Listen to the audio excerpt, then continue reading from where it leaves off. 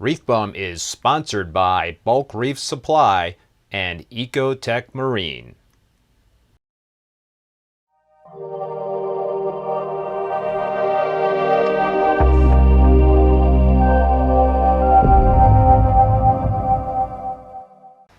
Hey everybody, and welcome back to another video. So in this video I want to go over my lighting plan moving forward for my 187 gallon tank.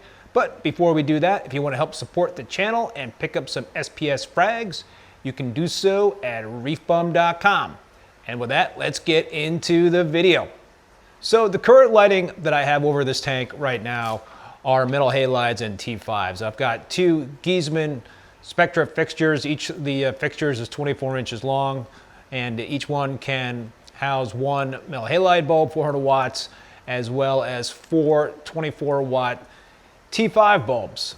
So a few weeks ago, it was time for me to swap out the halides. Usually I will switch out the halides in these fixtures every 10 months or so, because they'll start losing their intensity. So I pretty on a regular basis will do that.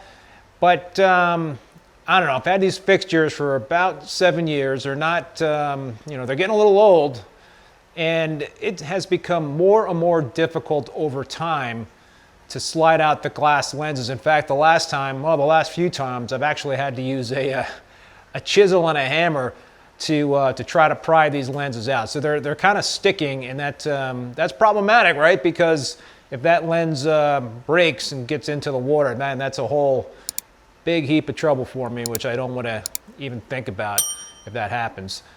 So yeah, that got me thinking. It's like, geez, moving forward, can I continue to use these fixtures if I'm going to have a lot of trouble opening up the lenses to replace the halides? So it just got me thinking. It's like, maybe I should switch the lights out.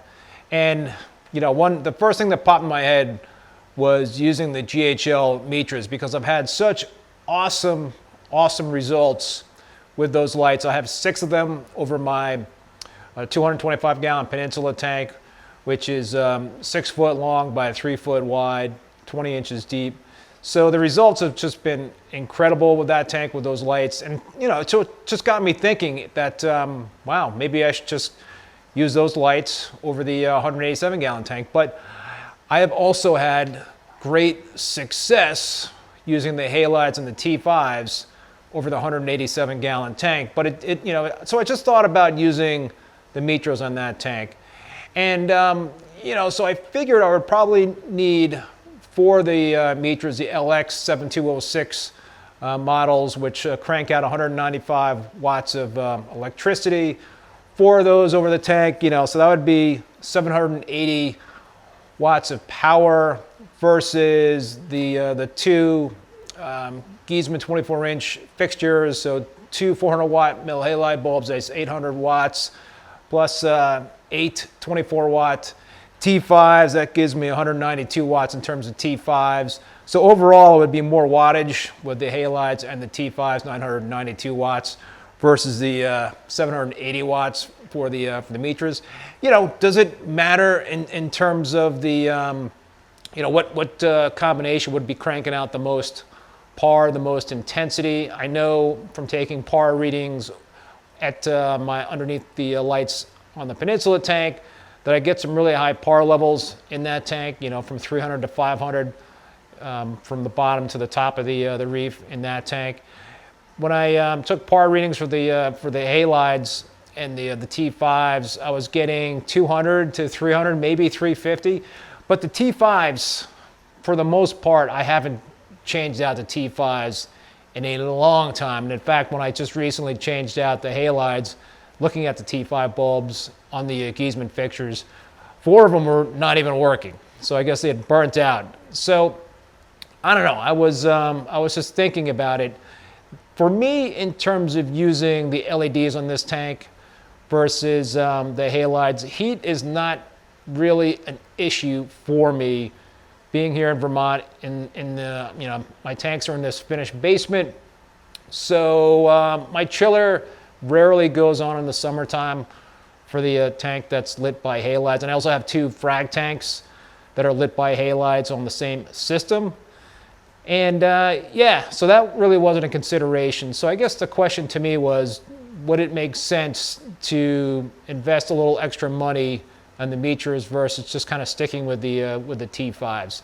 And listen, you know, I sell GHL Mitras, so I get a really darn good deal, but it would still, you know, cost me a decent chunk of change to buy 4 new LED fixtures versus kind of sticking with what I have here.